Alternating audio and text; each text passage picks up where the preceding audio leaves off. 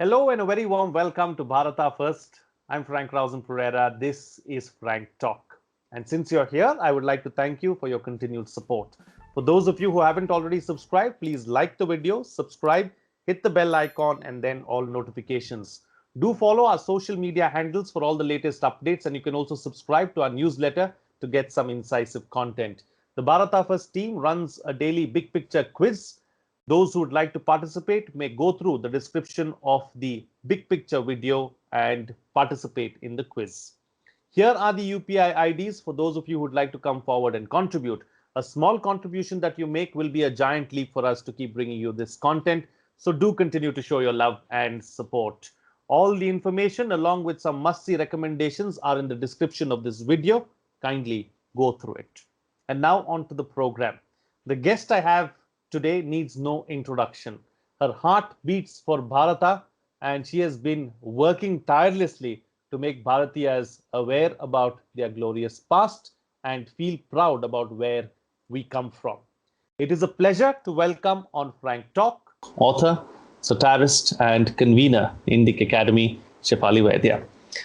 Shefali, welcome to Bharata First. Namaste. And thank you so much, Frank, for inviting me to Bharata First. First of all, I'm totally in love with the name. Bharata First is such a wonderful name and it has such a beautiful ring to it. You know, I'm surprised that no one else has taken this name, because when I applied for, I applied to the ministry to get this name, there was only something like Bharata First Pipes and Services or something like that, and very absurd and very odd doing kind of organizations. I was surprised that this name was available. I don't know why more people aren't using it. But anyways, that tells you a lot. I was very happy. In fact, the first thing that really struck me about this program was its name. Such a beautiful name. Thank you so very much. And let's start there. Why is it that we should put Bharata first, and why aren't more people putting Bharata first in their hearts and minds? You know the etymology of the word Bharata, right? Bha means light, so the giver of light. Bharata has always been the land, and let's forget all the naysayers who say that, oh, the British made us a country. Before that, there was no such thing as a country. We all know that there was a Bharat Varsha, and there have been mentions in it in epigraphy also. There have been in the Udaygiri Gumpa inscriptions, there is a word saying that the king of that region, Kalinga, he went in X year of his coronation, he went to do a Bharat Varsha Pradakshina. So if there was no Bharat Varsha, why would there be a mention of the word Bharat Varsha? So Bharata was always the land that was the giver of knowledge to the world, and which is why over centuries we have had people attracted to this land, and they have been coming in droves. And we all know the history of India, how India has always been an attractive destination for everybody, from the Greeks and the Romans to the British and the Portuguese. Everybody came to India. And why did they come to India? They came to India in search of marketable goods for sure. But they also came in search of knowledge. And even Alexander has written about the so-called philosophers of India who were so knowledgeable that he wanted to meet them. So we have had a history of giving knowledge which spans across millennia. And it will be such a tragedy for us to, just let go of this out of ignorance. And that's what bothers me. I can understand people rejecting something after they have taken the trouble to understand it and then say that, okay, this is what works for me, this doesn't work for me, so I accept this and I reject this. But what I see nowadays is everything that is ancient, everything that's eternal, everything that is related to our culture is being considered as old-fashioned. It's being openly dissed around, and people are inventing stories about, you mentioned sometimes about the Mughal contribution to everything. So people are inventing stories and basically crediting the Mughals with everything. Now in another 50 years, I think somebody will credit Akbar for having invented the zero. It's possible, because we don't accept and embrace our own roots, our own knowledge, and we are not proud enough. Which is why I think your program and what it's planning to do, it's a very, very welcome step. And that's why we should always put Bharata first. Bharata is what gives us our identity. It doesn't We, matter who you are, it doesn't matter which part of India you're from. Your identity when you go out of this geographical confines is that of a Bharatiya. and it is always going to be the same. It's not going to change. Yes. Where you Yeah, come from is you can't change where you come from. And we should be proud of the absolutely. fact and proud of the fact that we are descendants of great people and great thinkers and great rishis as well. And that's something that we've forgotten along the way. You spoke about knowledge, and you spoke about how India is a land of thinking, which which encouraged this as well. Where has all of that gone, Shefali? Um, it still exists, and you see that in the day-to-day lives of Indians. I mean, just move out of the cities a little, go to the villages of India, see how the people of India live, and see how they have still kept many of those practices alive despite so many invasions, despite so many attacks on the civilization. And even the cultural knowledge has been inherited and has been kept. I'll give you an example of handloom weaving, which is a subject very close to my heart, and I'm using it as a metaphor for traditional knowledge. Okay, so we all know that right from the days of the Sindhu Saraswati civilization, people of India knew how to cultivate cotton. They knew how to spin a yarn from that cotton. They had rudimentary looms. They knew how to weave a cloth, and they knew how to dye it, and they knew how to use moderns to fix the dye. This we know because we found scraps of colored cotton attached to a vase, which was found in the excavations at Hadappa, and it lies in some museum right now. And that is a tradition. The tradition of handloom weaving has been continuing in India. You see the mentions in the Vedas, you see the mentions in Kautilya's Arthashastra, you see mentions in so many foreign travelers who have come to India, and they have mentioned right from the times of Huensang to the later travelers, French travelers like Tavernier, who have come to India and who have mentioned about the glorious weaving traditions of India. But we all know what the British tried to do the weaving traditions because they wanted to make sure that their machine made cloth, which was made in the mills of Manchester, was to be dumped in India.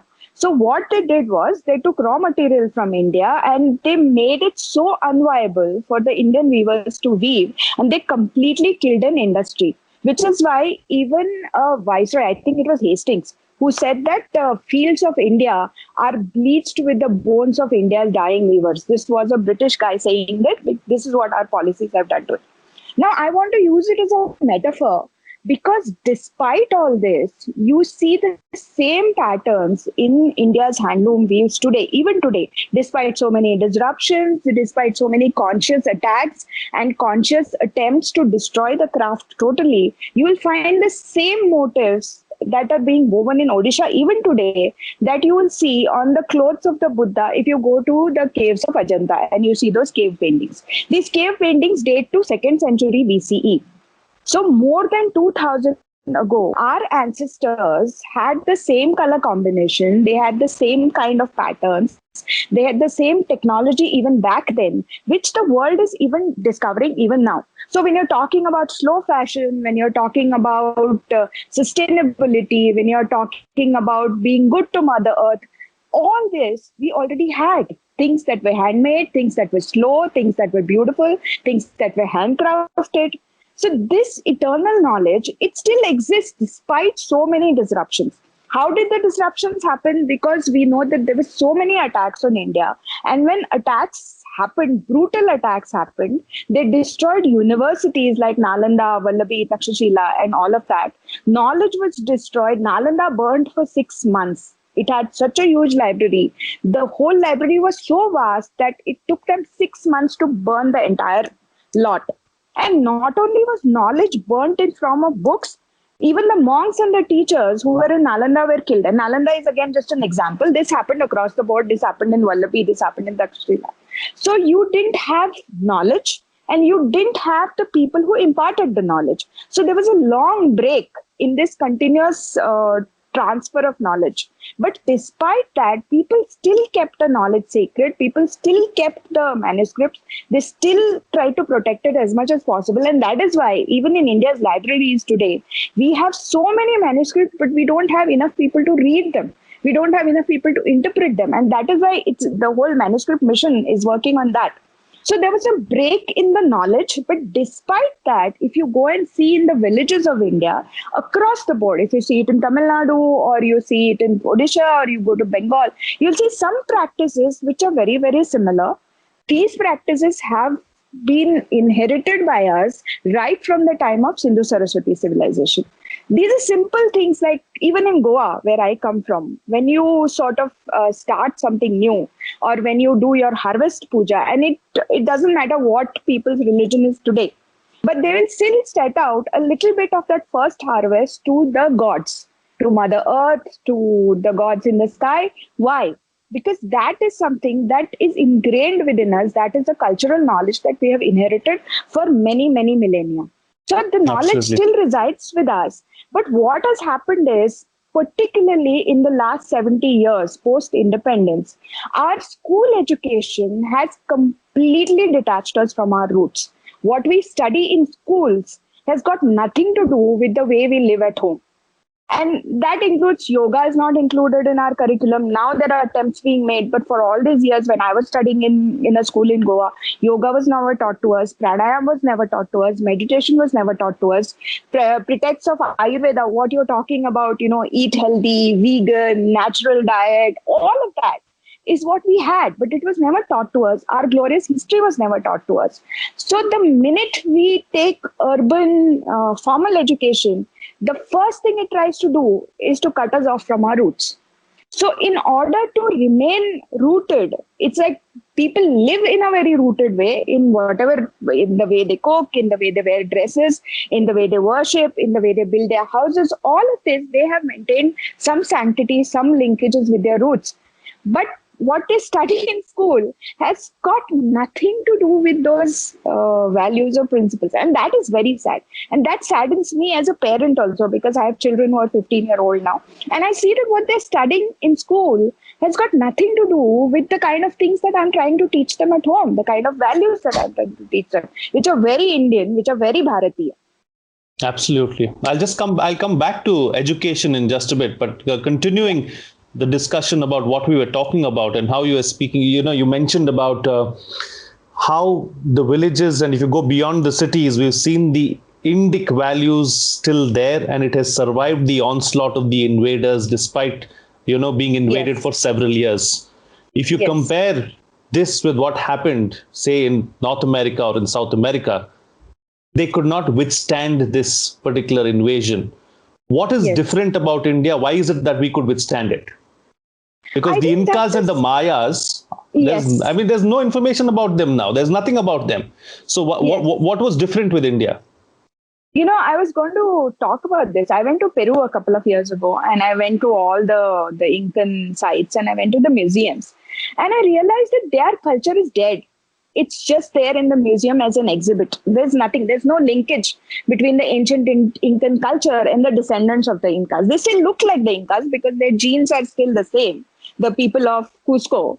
But they feel no connection to their past. I mean, many of them are working in the tourism industry, so the only linkage that they have with the past is to show the tourists that we had this, but there is no emotional bond, there is no continuity, there is no living link between them and their past. And I could relate it to Goa because the Spanish took just 52 years to destroy a culture, a civilization completely, and to make it a museum artifact. Just 52 years. And there were very, very few Spanish people on the ground. But compare that to my home state of Goa, which was under Portuguese rule for 452 years. And they tried every trick in the book, the same things that the Spanish tried in Peru.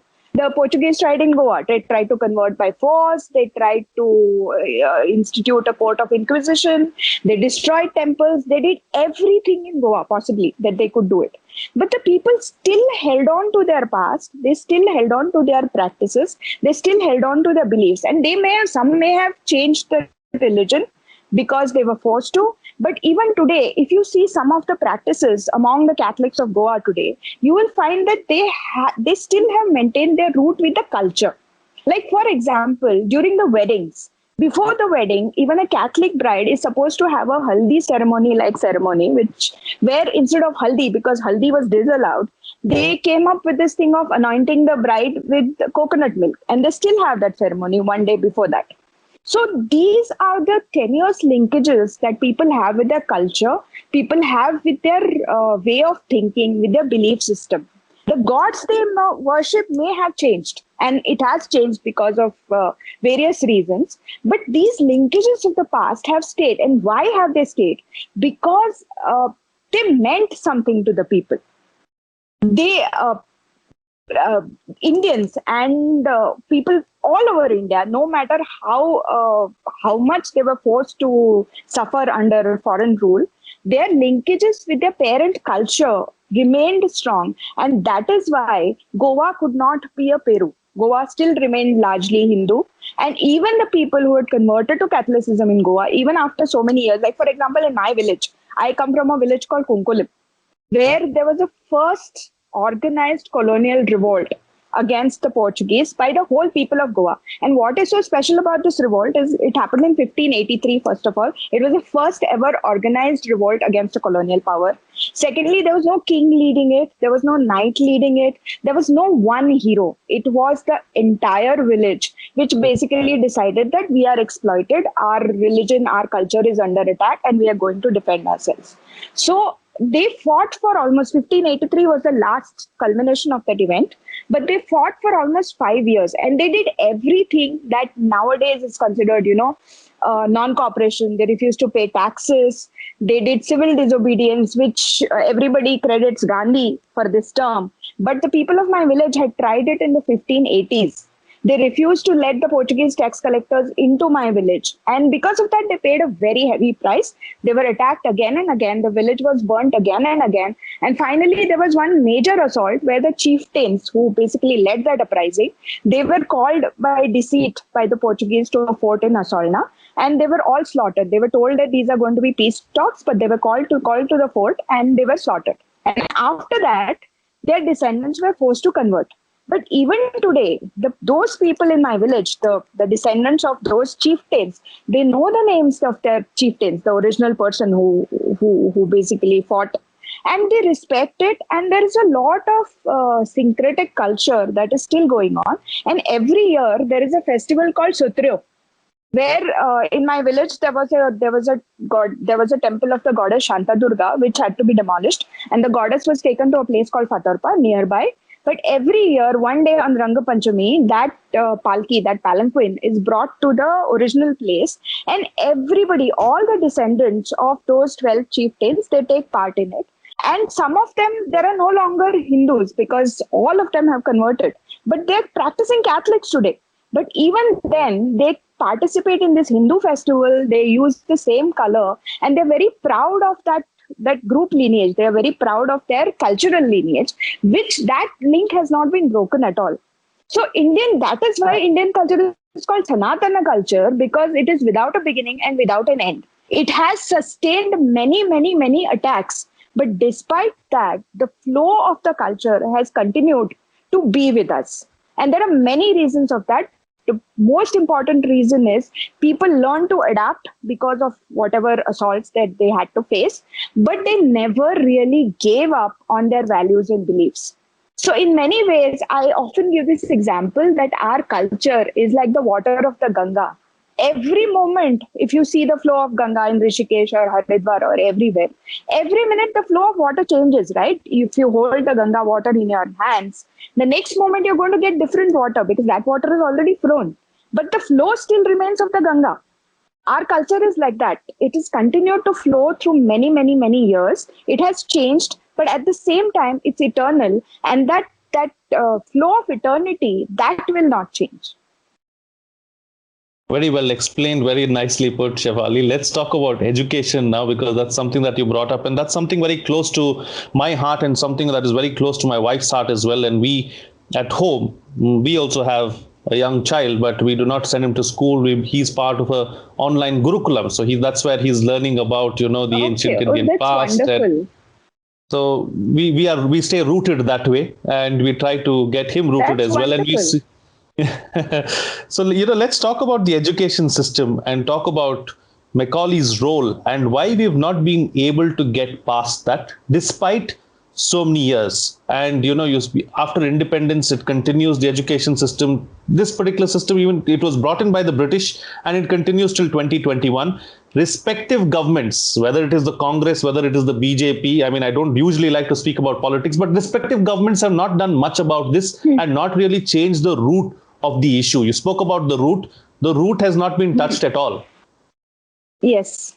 It's very sad, actually, as you know, and most of your listeners would also know, that Macaulay brought in this particular system of English education in a particular way because he wanted Indians to be educated just enough to be clerks, not educated enough to be sahibs, not educated enough to be the order givers, but the order followers. So he wanted them to know English, but just know enough English, enough rudimentary English, so that they would do clerical jobs, basically. And the few people who basically, went past that stage, they were turned into coconuts, brown on the outside and white on the inside. So they had no connection with their roots, or they had no connection with any of the values or the way their forefathers lived or whatever.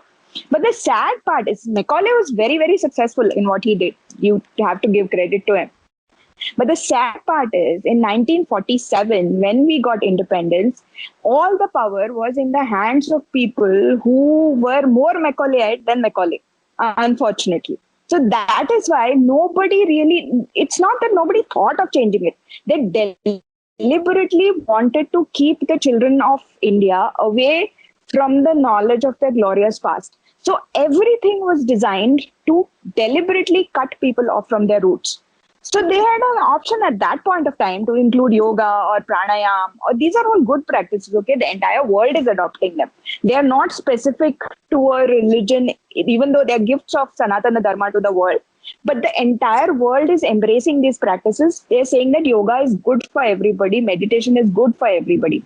But despite that, if this could have been included as a part of school curriculum, think of how much calmer we would have been as a population if every child, right from the age of 4 or 5, is taught meditation practices. It has a profound impact on you when you grow up. And it's not just yoga or pranayam. It's even knowing about your own history, about your own scientific heritage, about your own ancestors, what they have done. Right now, the trend among the so-called educated, and I use the term in quote unquote because usually educated means with a degree in English from urban colleges.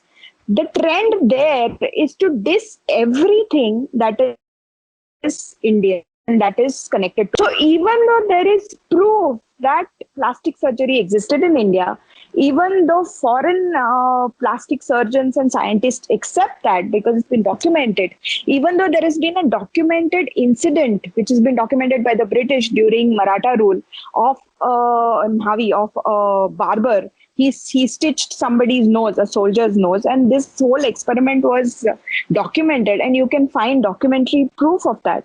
But even then, in India, if you say that Sushruta was the father of plastic surgery, you will find people saying ha ha ha and doing those typical Gomutra jibes and Gomutra jokes on Twitter because they don't know enough and they don't care. But that's not their fault. It's the fault of the people who decided education policies. So communists, when they had to support the Congress in the 60s, they asked for only one ministry really. And that ministry was the HR ministry, which was basically in charge of deciding the curriculum of the country. So they knew that what really mattered was capturing the minds of the children, minds of the next generations. So that is why they wanted only that one ministry. And because of that, now we have been systematically taught to hate everything that is great about it. And not only that, there are two aspects to it. One is hate everything or deny everything that is great about your heritage, but highlight only those things that have come into practice. Obviously, not everything has been good about our past. There have been some practical instances of injustice like caste discrimination. I'm not saying that they don't exist.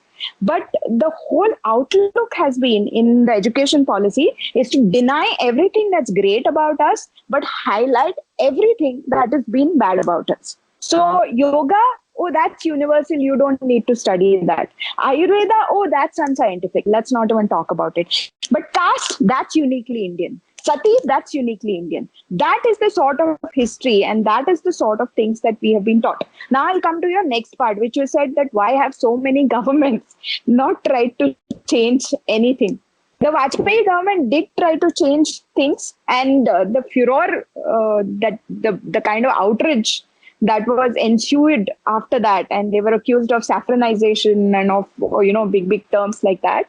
After that, I think nobody really took that seriously, and this government only now is talking about the national education policy. But remember, implementation is equally important rather than just somebody sitting in Delhi and doing a policy document. Because who are the teachers who are going to teach that curriculum?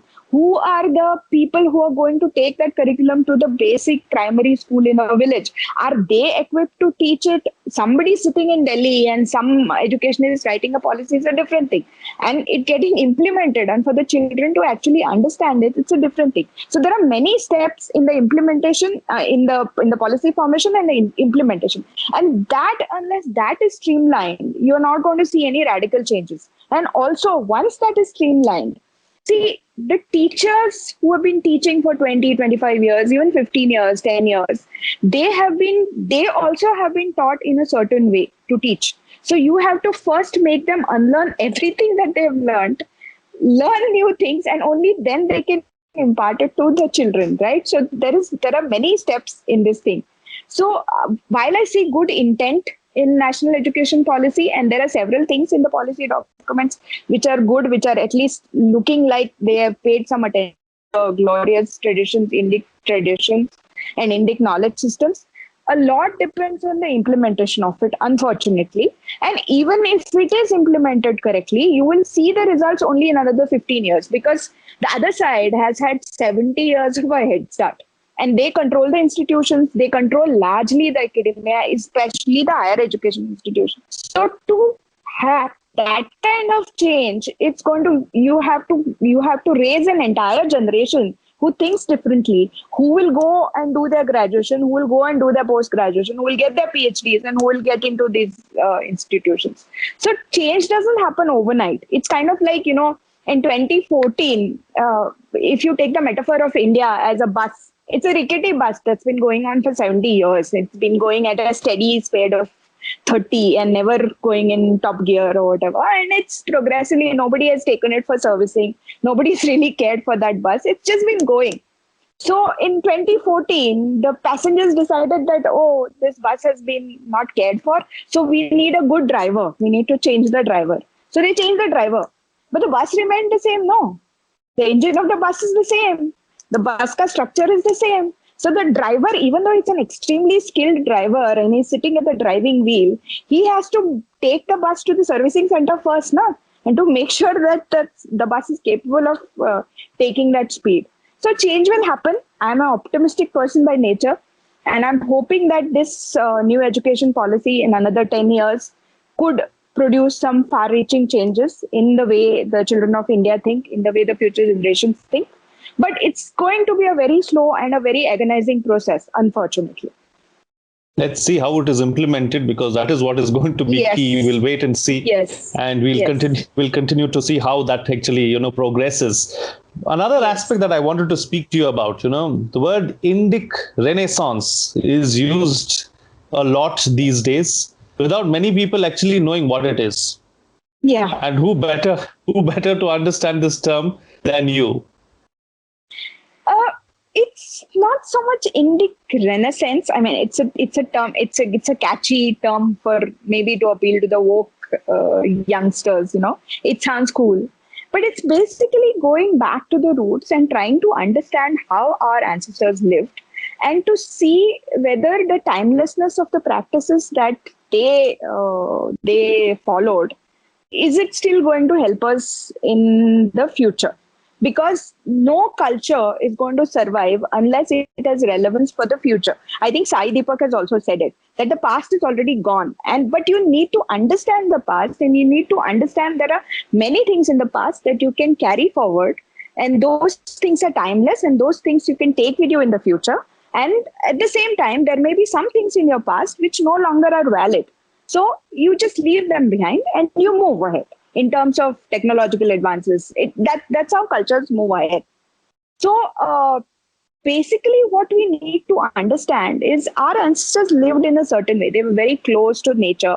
They were very connected to nature. Many of our hymns, many of our scriptures are fully in tune with nature. We never thought of nature and other sentient beings as ours to consume or ours to rule. It was always jivo jivasya jivanam, live and let live. It was always about sarve loka sarve sukhina bhavantu. All sentient beings should be happy, and that is how our ancestors thought of this world.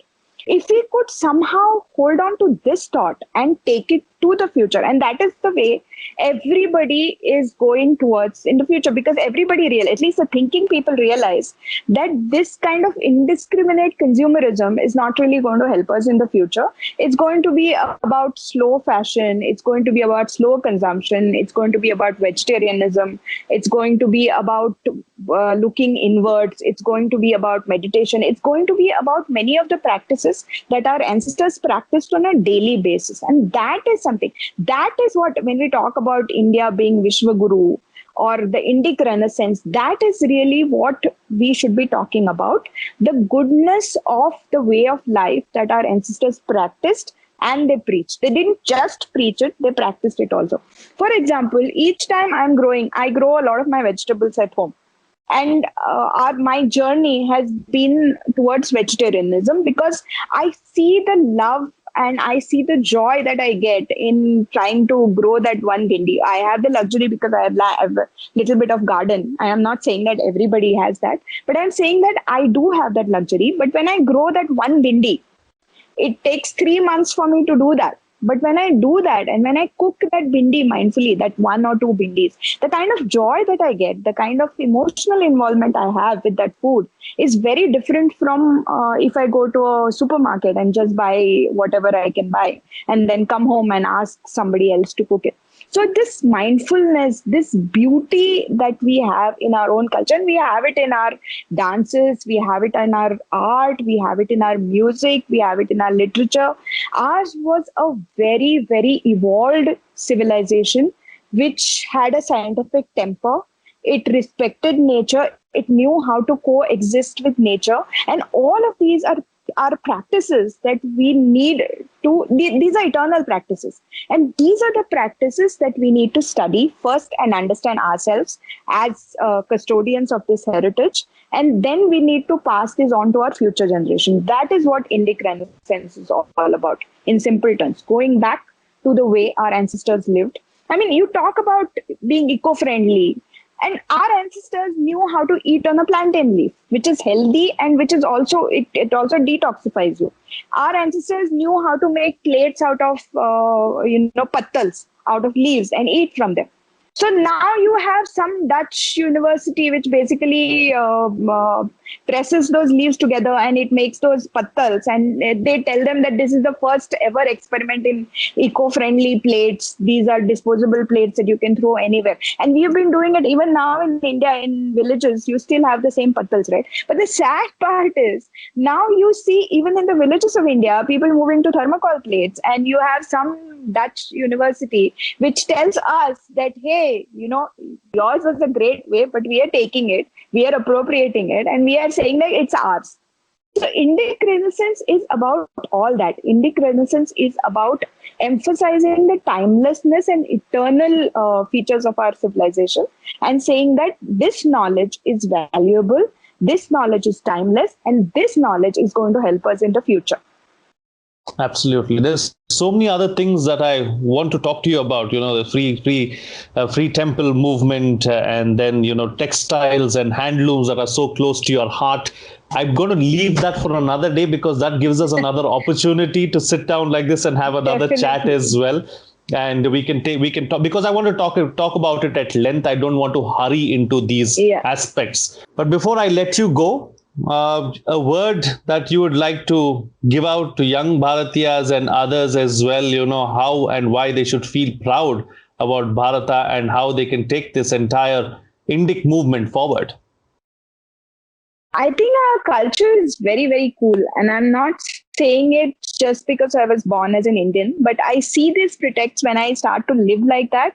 I see the wisdom in many of our ancient practices, and they're applicable even today. You may call it, you may give it different names, and you may call it NLP or transcendental meditation or whatever. But these are our eternal practices. And what is good about our culture, the entire world is recognizing it. It's giving it different labels, maybe. But when even the top scientists, top thinkers, everybody is going back towards the Indian way of living, which is living close to nature, being connected to nature, being more eco-friendly, looking inward, recognizing the divine within you. All of these are essentially Indian concepts. I don't see why our young generation should ape the West blindly. Take what is good about the West, definitely. Understand technology, master technology, but try to utilize what is eternal within our culture, use our eternal values, combine it with technological advances. And that is the way India is going to be, Bharat is going to be the Vishwa Guru, the knowledge leader of the future. And I think it's going to happen. As I said, I'm an optimistic person. So I hope that the younger generation, whoever is listening to this, is understanding this and trying to assimilate it in their own lives, and they will see the wisdom of this and they will take our ancient knowledge into the future. Dipali Vaidya, pleasure having you on Bharata First. Thank you so much for sharing your views, your thoughts, and everything that you think about Bharata and this great land. Really happy and a pleasure to have you here on Bharata First. Thank you so much, Frank. It was a wonderful conversation and really, really had fun talking to you. And I would like to do a separate talk show, and not enough people talk to me about something that's very close to my heart. Two topics, actually. One is the history of temple architecture and the thought behind it, and how our ancestors use light, and what we think are very modern concepts in architecture today were already thought of and used by our ancients. One. And second is our glorious textile tradition. The political outrage, sort of the noise totally drowns this, but these are two topics that I would really, really like to talk about. And I would also like to hear you speak about these two topics, because these two topics are close to my heart as well. And we'll have one soon. We'll have a discussion or an interview soon where we can talk about these two aspects as well. Thank you so much. Definitely. Thank you. Thank you so much. Namaste. Once again, thank you for your continued support. For those of you who haven't already subscribed, please like the video, subscribe, hit the bell icon, and then all notifications. Do follow our social media handles for all the latest updates, and you can also subscribe to our newsletter to get some incisive content. The Bharata First team runs a daily Big Picture quiz. Please do participate by going through the description in the Big Picture videos. Here are the UPI IDs for those of you who would like to come forward and make a contribution. A small contribution that you make will be a giant leap for us to keep bringing you this content. So do continue to show your love and support. All the information is in the description of this video, along with some must-see recommendations. So please go through it. That's it from me. See you again next time.